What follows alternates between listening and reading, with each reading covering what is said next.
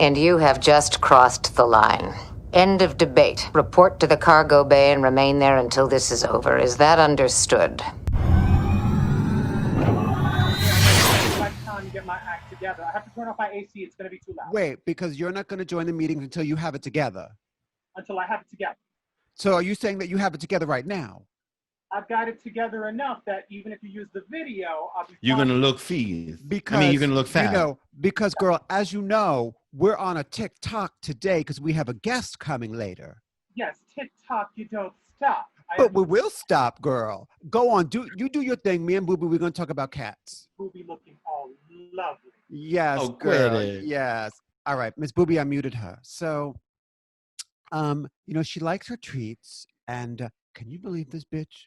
Wasting your time, my time. Space time. Space time continuum. Motherfucking You know I wouldn't care. I'm so easygoing.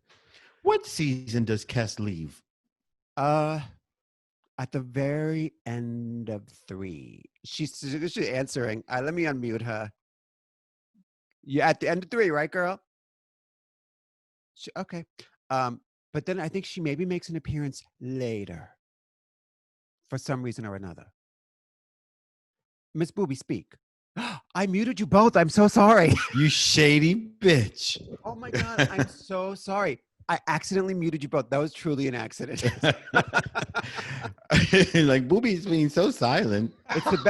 It's the best kind of shade. It was by accident. By accidental shade. By accidental shade, girl. Hello, so I never got to watch Eartha Kitt. I literally just finished. My Prime wouldn't allow me to. You did not miss much. When you say your Prime wouldn't allow you, you mean Bob. No, my trust. Wow. Oh, yesterday was his birthday. Oh, happy birthday. Happy birthday to ageless and awesome Bob. I'm going to wish him that from you. Guys. But you know what? We'll confront the whole Amazon Prime problem in 55 minutes when we start the next thing. Gotcha. With Miss Honey, who's texting me right now. Miss Honey. Oh my God, it's so humid in here. Is the mic too loud? My mic sound. You sound a little distant. A little bit on the distant side? Are you sure? Now that you got up close, you sound better. You sure you plugged in, Mama? I am. Can you hear me? Yeah. Yes. You sound okay. How's it sound to you guys? Yeah, it sounds good. Okay. Yeah? Okay. Just wanted to be sure. Decided to actually throw on a shirt today and try and look like a decent human being. Lovely. Why start now? But isn't it super warm for that kind of thing? It is, I believe, 79 degrees in New York City. Wow. It is quite warm. It's 92 here. 92. But yesterday, because my hair was a huge mess and the gel was not working any longer. Girl, yesterday, in a moment of pique and anxiety, I ran out and I bought the kit and I relaxed my hair. Work. And girl, I got a haircut. Oh, you look so good.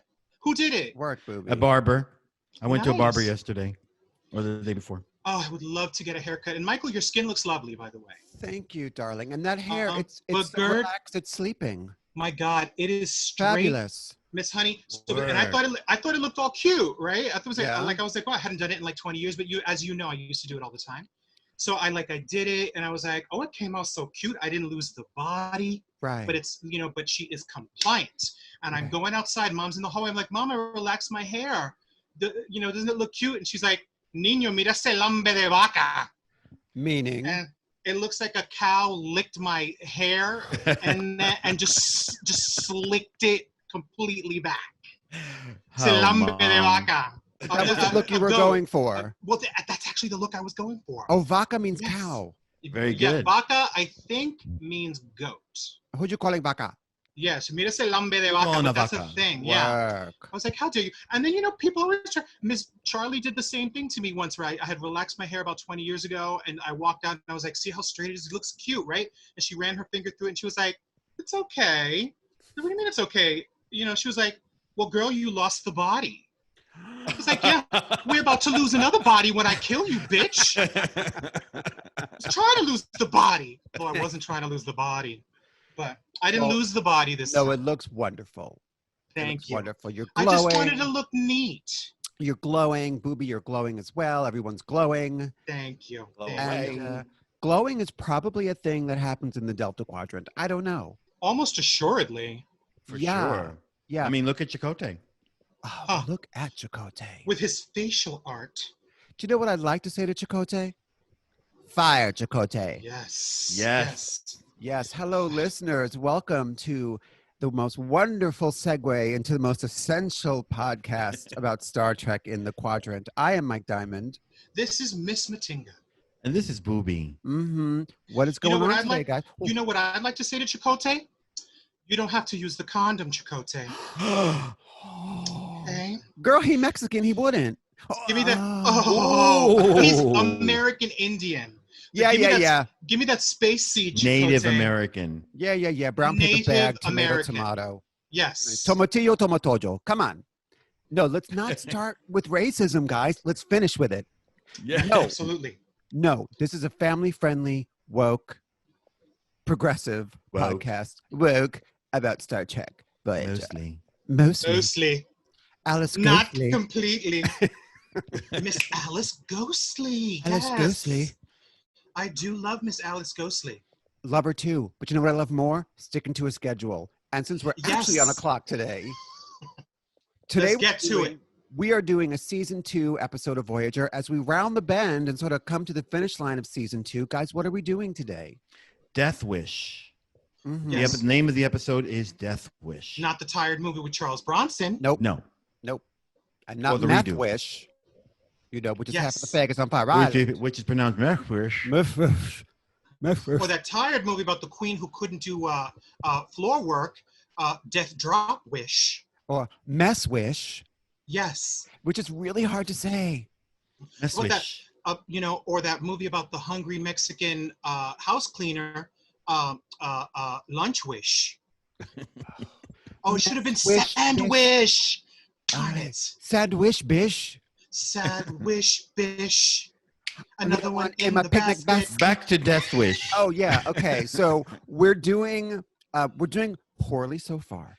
But what we're Yes. doing is the season 2 episode Death Wish, which is a Q episode. So before we jump Yes. in, Matinga, you're the most diehard trekker. Why don't you give us like a 30-second synopsis of what is the Q Continuum? So the Q Continuum is a race of almost omnipotent beings. They're all called Q.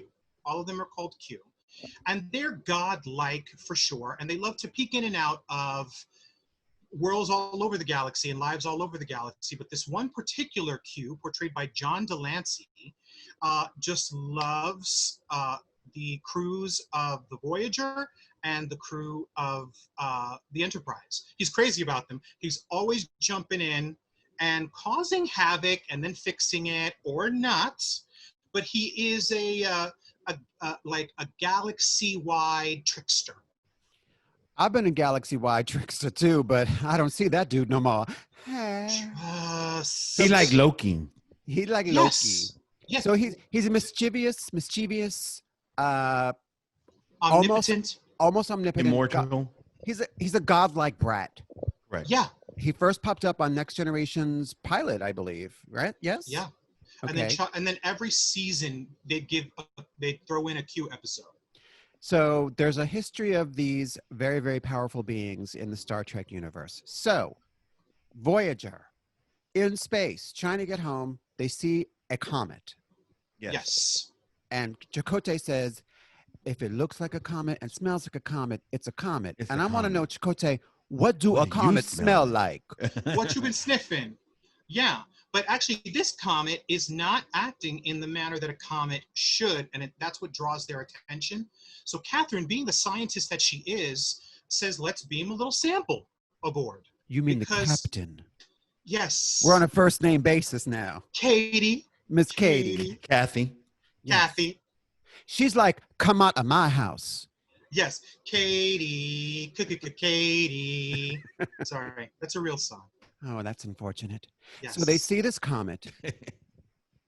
And so she sends B'Elanna down to the transporter room, and she transports ostensibly a piece of the comet on board, but it ends up being a Q. They're all called Q, that have been imprisoned by the Continuum because this particular Q is acting erratically.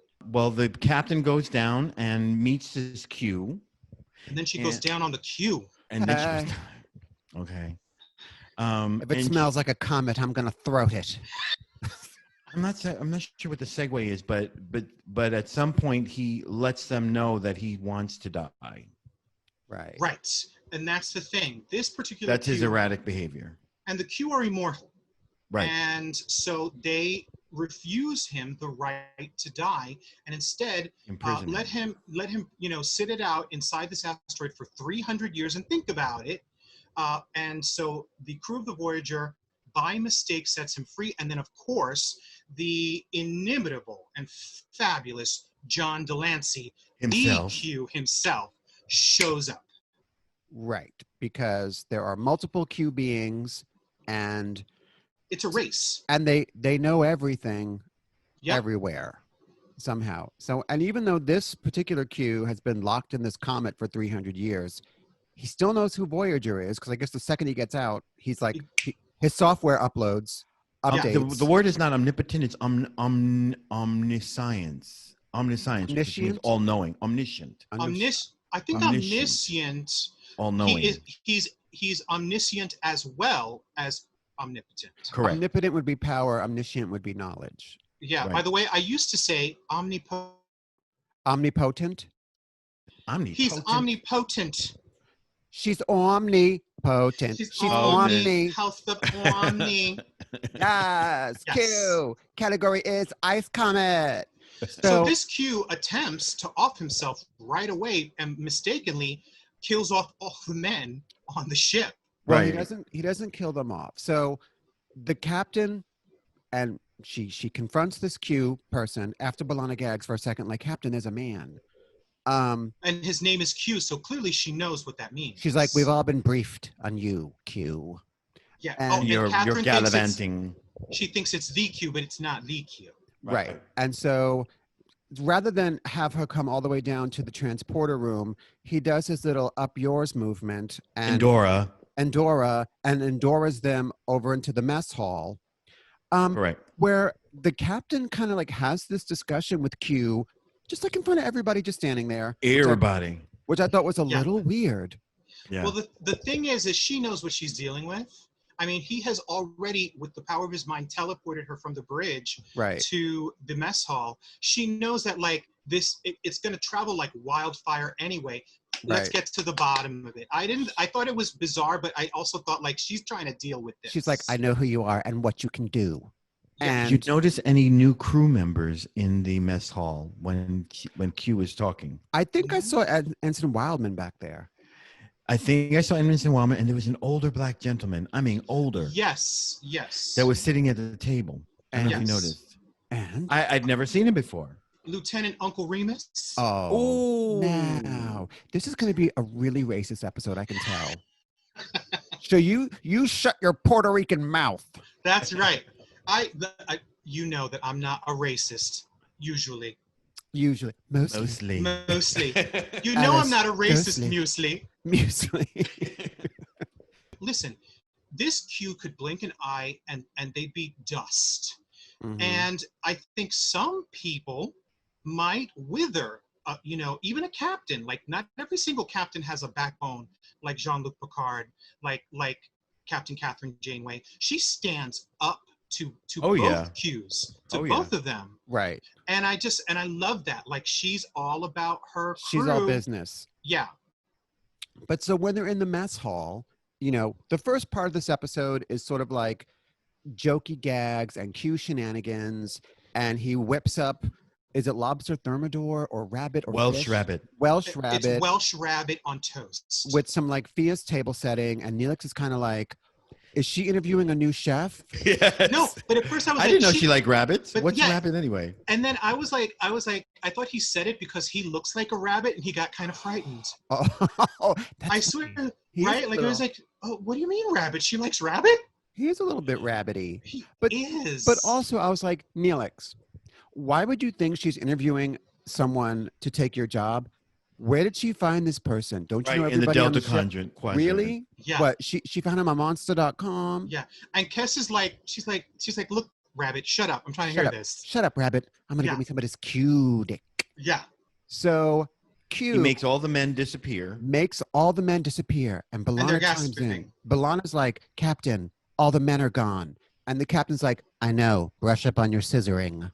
And, you know, but so Q is, you know, doing his little parlor tricks. And then the other Q, John Delancey, shows up on the bridge. And restores all the men. Brings all the mans back. Delancey, all charisma and just like. And smarm. And smarmy. Add lipstick.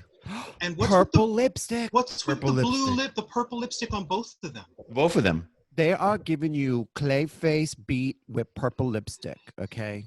They're giving you like whoever went home first on season whatever of Drag Race, that level of bad mug, okay? Yeah, and kept it.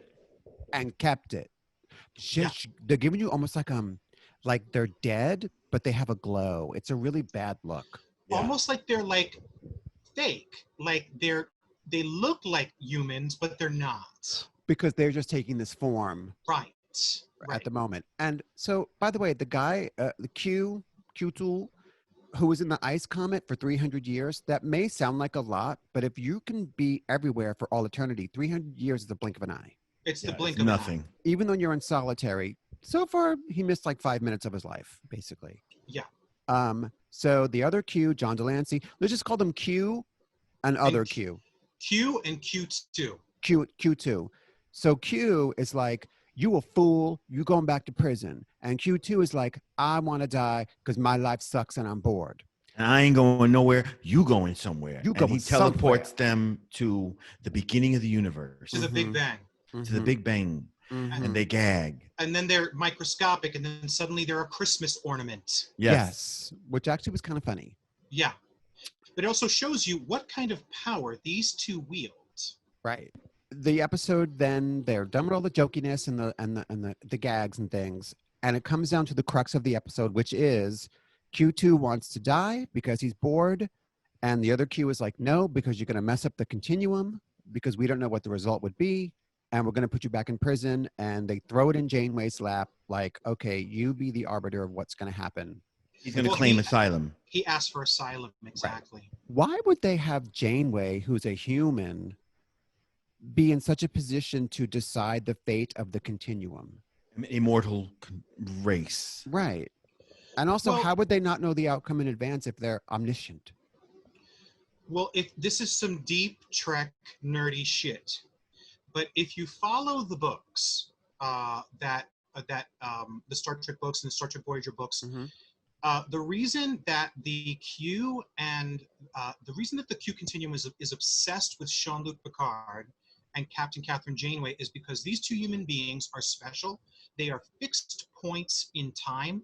So in a way, like they are always meant to be Picard and Catherine Janeway. And so there just happen to be important human beings. Isn't it like a chosen one narrative? In a way, it's like they are, the way they explain it is that they are fixed points in time and they can, like their fates cannot be fucked with, cannot be altered. And so like the Q just happened to respect these two human beings. No others, but these two human beings, the Q Continuum happens to respect. And Q shows up at the Voyager a couple more times. She plays a big part in the Q Continuum. Right. Catherine does. Didn't a bigger part than Jean-Luc Picard. Didn't they introduce the Borg? Q introduced the Borg into the scenario. He says he helped save the Federation from the Borg. From the Borg but I think that's up in the air. Relative. I think that's relative. I think it's really the crew of Voyager and the crew of Enterprise that really saved humanity. And billions of other lives across the universe. Okay. So what is this Q2's rationale exactly for wanting to end his life? To want to become mortal so he can end his life? He's suffering. Right. He says he's suffering. And to prove that he's well, before we get to that point, Q asks to bring some witnesses at the trial that's now hearing. At the hearing, exactly, from Earth. And also Tuvok is representing Q2. Exactly. Q2 asks Tuvok to represent him. And Tuvok represents him well. Really well. Like smartly. Yeah. Yeah. Yeah. Real smartly, keeping it classy too. Yeah. Yeah. So Q transports from Earth Isaac Newton, Riker, and some guy named Ginsburg, Maury Ginsburg. Is it Maury Ginsburg? Yeah, I thought it was Alan Ginsburg. I thought it was Alan Ginsburg for a second. I thought it was Nadia Ginsburg. Honey, if it had been Nadia Ginsburg, yeah. What? So there's Riker, like on Voyager, and it's so fucking cool. Yeah, it's fabulous. Fabulous. I thought it was a cheap stunt. I loved it. I thought it was a cheap stunt. He has no impact on the story whatsoever. Yeah. You know, if you're going to bring someone that has, it's experience with the Q, why don't you just bring Picard? Now, because he was busy making the X-Men films. Also Picard says, Q says, the moment I send these people back, they will not remember these occurrences. So it's not like Catherine could say, tell them we're alive. Tell them we're okay. She actually mentioned that. I wish I could tell you to bring a message, but you won't remember any of this. But you won't remember. So he brings these three from Earth as character witnesses for to Q2. Prove that Q2 has had an impact on humanity in this way, that way, and the other. First with Isaac Newton. Apparently he shook the tree that made the apple fall on Newton's head. Right. And then Maury Ginsburg, he did something with him to the concert. And he saved Woodstock. Saved Woodstock. And Riker, so Q2 way back in the Civil War had somehow saved one of Riker's ancestors, and that's how Riker exists. But I want to say that my favorite part of the episode is when Isaac Newton says to Ginsburg, what the hell are you wearing? And Ginsburg's like, man, have you looked in a mirror lately? Shade. I was like, you give it that sass, baby. Why are you dressed like this, young man? Man, have you looked in a mirror lately? So they're in this room for a few minutes, and then zoop, boop, boop, they're gone, and they don't remember anything. And I just thought it was a casting stunt that I just didn't love. I loved it, but I think that we are skirting over the main issue of this particular episode, which is, does Catherine assist in the suicide of this sentient being, or allow this immortal creature to be imprisoned for all eternity? And what he says, he's suffering, not physically, because they can't suffer physically, but he's suffering emotionally because he has seen everything, he has done everything, he has been everything, and there's nothing left. And so every single moment is just, it's just torture because there's nothing new, there's nothing to live for. But this is a big ass question, a question that humanity asks itself even today, like, is assisted suicide something right? It's a really big ethical. Is it moral? Is it ethical? Or and it's like, it's a big ass moral dilemma for Catherine. It's also asking, the rights of the individual versus the rights of the state. Right. Which is like, this is like heavy shit for a sci-fi show. Well, but the thing is, the crazy thing about Star Trek, one of the edicts of Star Trek is that it is the, what is it that Spock says? It is the rights of the many that outweigh the few or the one. So in a way, that's saying no assisted suicide. Mm. Strangely enough, though, Vulcans believe in assisted suicide, but Catherine does not. But also Tuvok, even though he's representing Q2, doesn't exactly buy his position because he says, nope, I don't see that you're suffering. It's a waste of material. So even though Vulcans do accept suicide as an option, he's like, you're not suffering, you're not gagging. So like, I'm defending you to the best of my ability, but that doesn't mean I agree with you. Right. And so Q2 is like, well, then let me give you a taste of what I'm going through. Do you want to taste? Do you want to taste? Here in outer space. Okay. Don't let this go to waste. So Q2 and Q and Janeway and Tuvok end up in Pacoima. out in Yes. California. They visit the continuum. They visit the continuum in a representation that the humans could comprehend, which is apparently Rancho Cucamonga A road in the middle of nowhere. Because in the desert. Because human beings wouldn't actually be able to comprehend They what the cannot- continuum. Can't comprehend. Right, Okay. and so this is just kind of sort of something that they They might could not understand. understand. They couldn't Yes. understand. And it is a lonely, old, dusty country road. I'm a lonely old dusty country road. Trust. Who is hanging out there in the shack in the desert? There is an older gentleman sitting down, and then there's a woman, a very fashionable 1920s looking woman reading a magazine called New Age or And she's New looking Called kind of New. Gigi good. kind of looking good. Yeah. Mhm. Kind of Gigi good. Mhm. Kind of Go Gigi on. good. Go on. Yeah. The old guy is reading a book that says old. The Old. olds. Yeah. And there's And a there's- pinball it's- machine. Yeah, there's a pinball machine. And And there's like the guy playing the pinball machine looks evil. There's a dog and a scarecrow. And someone's playing. Are they playing like croquet? What are they playing?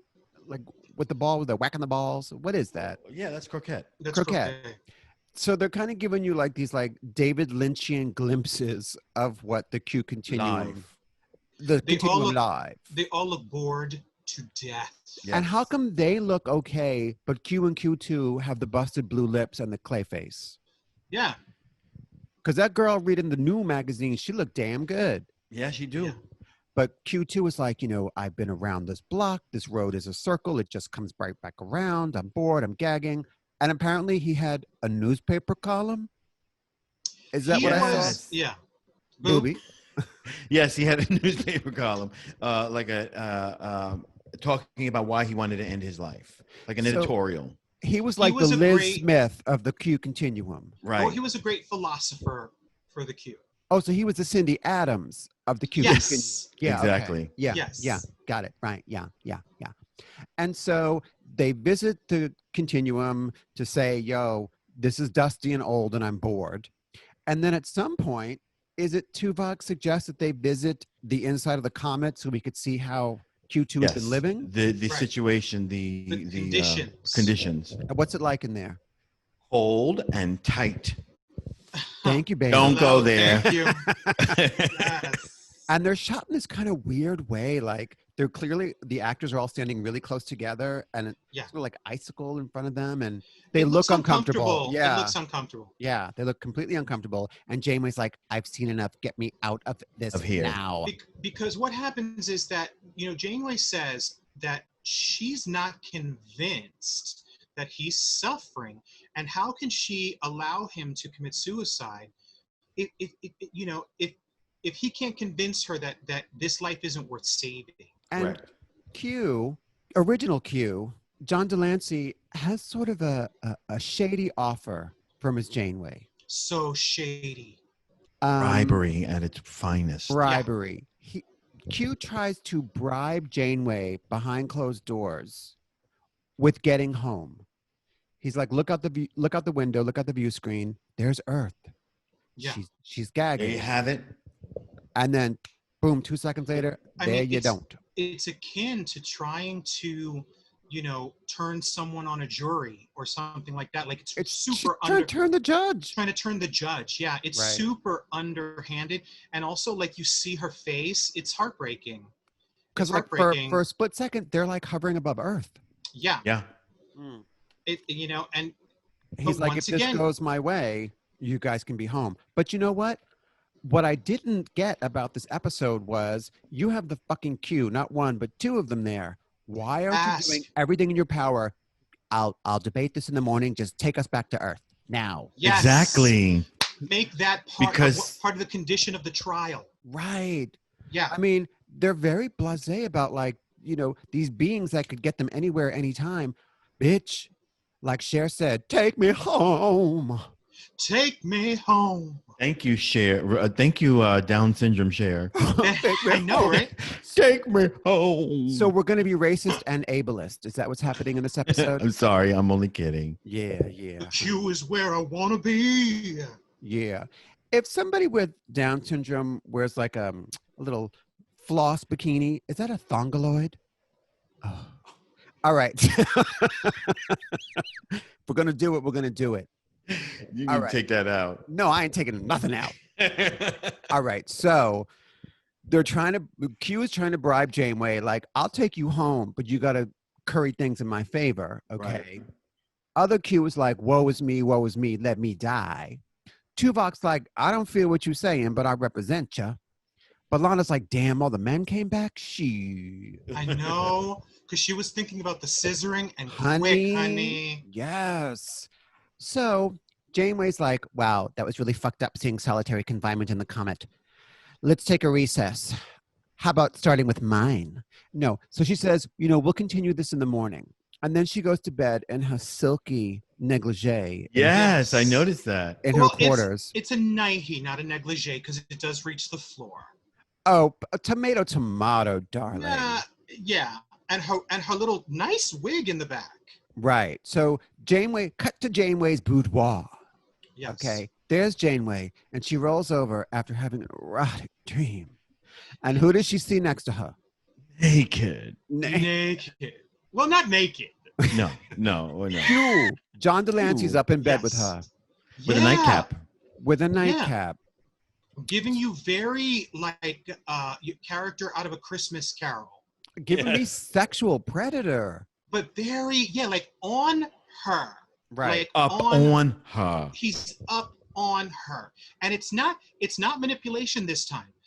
He's feeling it and he wants a piece. Right. Yeah, he's feeling it for sure. And she's like, look, I've got this gorgeous weave. Get out. She's not having it for a moment. Get out. Yeah. She's not having it. And he's like, oh, picture it. You could, in 5 minutes, you could be back on Earth. But instead of Mark coming over the hill, it's me. It's me. Right. And she's like, fool. You'll be a champion on Earth, and you'll be like playing with your puppies, hero, and la la la la. He's brought Voyager home. Yeah, right. He wants a piece. And to be honest, if it would get my crew home, I'd be like, go ahead, plow the field, do it. Let's get it over with. Do it. But he's the galactic trickster. What if he sticks it in and doesn't follow through? It's happened to me before. Take me home first. Take me home. No, but she says to him, you're a lot of things, but you're not a liar. That's right. Right. He's and not he's, right. And he's impressed by that. Which I think other episodes sort of disprove. But right. He is a liar. Yes. So she trusts him, but she's not going to do him. Because she's like, nah, I ain't getting on that Q eggplant. That ain't for me. No, the continuum stops right here at my sharp angled legs. And so they come back to the courtroom, Judge Judy's courtroom. And Miss Janeway clearly has made a decision. She's made a decision in this case? Am I right? Yes. Did I miss something? Yes. She is convinced by the evidence presented by Tuvok that he is indeed suffering. Mm-hmm. But it's kind of a double play because at first she's like, I don't believe in assisted suicide, and I don't, and at first you kind of think she's going to go Q's way, mm-hmm. The continuum's way. Right. Yeah. She settles on Q2, mm-hmm. and is convinced that he is suffering and that she will grant him asylum. But at the same time, her speech is so poignant. It is. Dude, for real, I watched it less than an hour ago. It made me burst into tears. It really did. Now, we're all going through a lot of stress right now, so maybe that's part of it. But you know what?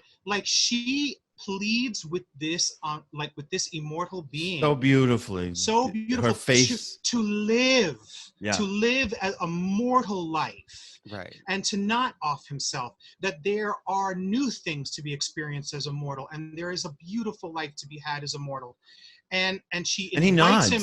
Yeah, and she invites him onto the crew. He'd be a very helpful member of the crew. You think? He wouldn't have his powers, but he would all that wealth of experience. Knowledge. But she's not thinking about that. I thought it was beautiful. It's a good speech, and as always, Kate Mulgrew sells it. To the fullest. Sells it. And she grants him asylum. And then original Q takes away the power of Q2, and now he's mortal. But with kind he of does his Endora thing and nothing happens. Right. With a little bit of I'll see you again. Right. Yeah. Player. And it's like, and it's like you don't know if he's saying, "I want that, lovely cooch," or we're not at that point. For a second, I thought you were saying that Q was saying that to Q2. I want that lovely cooch. I want that lovely cooch now that you're immortal. I want that Q cooch. I want those purple lips around my. That cooch. Q are you? Q of hearts. Q hearts That's that beat as one. I'm mortal. And so Q2 is mortal, and Janeway and Chakotay are trying to figure out, okay, he's going to be a part of the crew. What do we do with him? What do they come up with? They're still trying to figure it out. Right. They throw out the idea of him in the astro charts room. What I forgot what department that's Astrometrics. Called. Astrometrics. Stellar cartography. Stellar cartography, yes. I mean, what would they do with this dude on the crew if he already knows everything? He'd end up being like the kitchen help. He'd be the Guinan. Right, because he wouldn't want to be like something in science. But because there's nothing he'd be the kitchen help. He probably knows some transwarp wormhole around the corner that could get them home in a second. If he knows where everything is in the galaxy, but they never get that chance because suddenly there's a message from the doctor. The doctor saying, "You need to get your ass down here, Miss Miss Lady." Miss Lady. Miss Lady. If only they had programmed him to say that. Look, lady, you need to get down here. Because Q is dying. Q is dying. So, Q, Q2 wants to be known as Quinn. As Quinn. Yes. So Quinn, Q2, formerly Q2, the artist formerly known as Q2, Quinn. He could have been a medicine woman. He could have been a medicine woman. Yeah. So the Duchess of Quinn is lying there in sickbay, dying. So Janeway and Chakotay go down there and they're like, "What happened? How'd this happen?" And Tuvok, they're like, "How'd this happen? How did this happen?" He took Nargarian hemlock or whatever, some hemlock from somewhere. Hemlock, yeah. Okay, so he did take his own life. Yeah, and as he says his final words, he passes away right there, and with Miss Catherine Janeway's hand, Miss Lady's hand all up in him. She takes his hand. It's very poignant. It's very poignant, very sad. But the second he's dead, she's like, "How did this happen? How did this happen?" Because the computer will not produce poisons, and replicator. And the doctor doesn't have any. So who gave it to him? And then Q appears and says, "I gave it to him." Andorra shows up and says, "I gave it to him." You assisted a suicide? Illogical, Tuvok? I don't think so. By demanding to end his life, he taught me a little something about my own. He was right when he said the continuum scared me back in line. He finally felt for him. Right. Yeah. He finally figures out that I think the Q2 awakens in Q that rebelliousness. There's the rebelliousness, that spirit of mischief again. And makes him feel, even though he commits suicide, makes Q feel alive again. And Q realizes that, it was this. He called me irrepressible. Yes. Call me irresponsible, more like it. Okay. Well, but Q puts his own self in jeopardy within the continuum. Yes, he does. Because it's not like they're not going to know. Yeah. And in a later episode, it comes to fruition. Right. Yeah. It's mentioned. It's mentioned. Big time.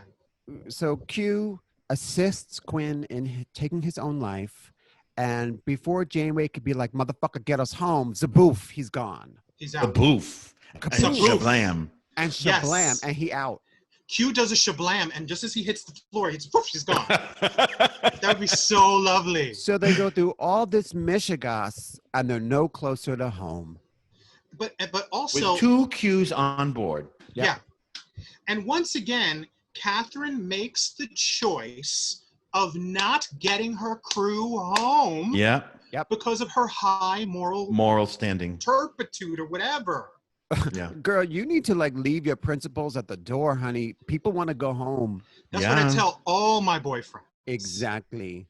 But I do want to say Did you say moral turpitude? What is it? Fortitude? It's fortitude. Okay, what is turpitude? Moral turpitude is like if you're a skank. Well, yeah. So that applies to us. But listen, I do want to say, there is an assisted suicide. Catherine assists in the suicide of an omnipotent being on this episode of Voyager. That's some heavy shit. But the other option was imprisoning him in solitary forever. Right. It was unwinnable for her.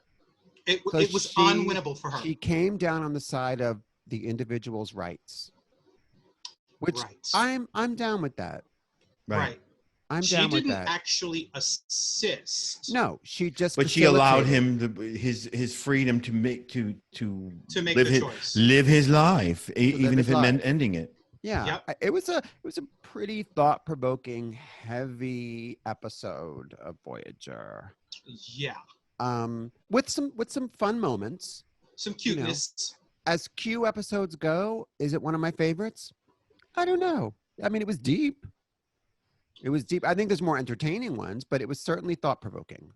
I mean, these are issues we're still dealing with now. Exactly. I loved it. I thought it was great. I felt it. I'm going to give it 3 out of 5 fire Chakotays. I'm going to give it a solid 4 Leola Root. Solid. I'm going to give it 4 Chakotays. Yeah. Interesting. I think I really liked it. This is neck with Threshold as far as popularity amongst us. Yeah. I think this is one of the better Voyager episodes ever, and one of the better Trek episodes in general. I really dug it. Like, if there's it's top 20, not in the top 10, but I think it's top 20 somewhere. Yeah. Well, it's a very intelligent episode. It's a very intelligent script, and the acting across the board is phenomenal. Delancey comes in and just chewing up the scenery. A little bit of Riker. It was cute for me, girl. I could have lived without Riker, but who played Q2? Garrett? Gimlet or Gimmet? Giblet. He was good.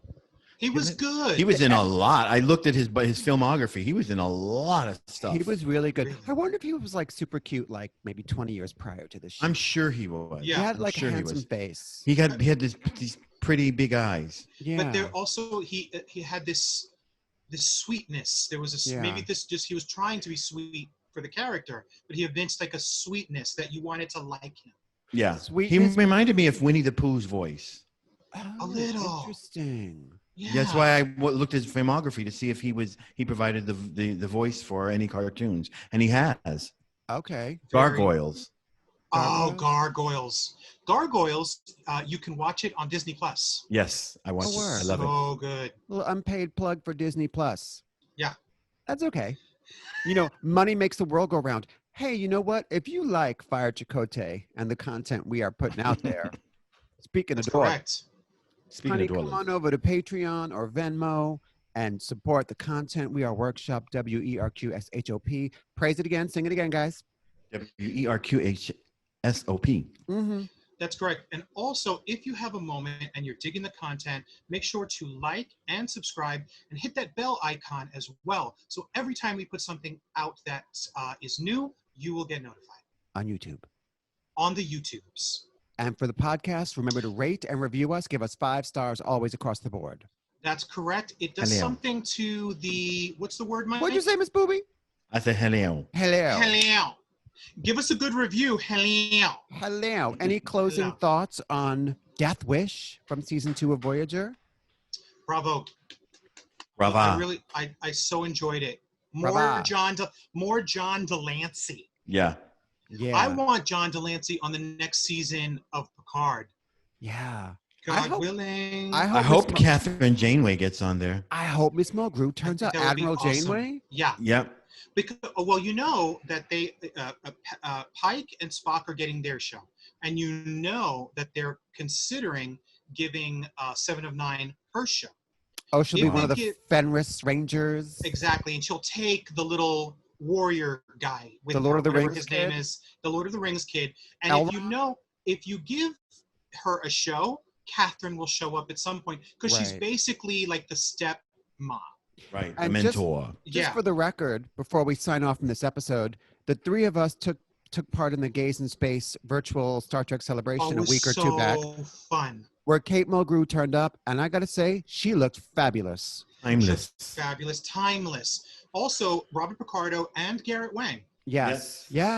Aren't they doing a reunion? They're doing a reunion like really soon. Very soon. Like this weekend or something. Oh, well, we'll find out. Okay. But Well, Miss Dan Deavy and Gays in Space, we live. We live. And Kate Mulgrew looked amazing. This has been another episode of Fire Chakotay. I am Mike Diamond. This is Miss Matinga. And this is Booby.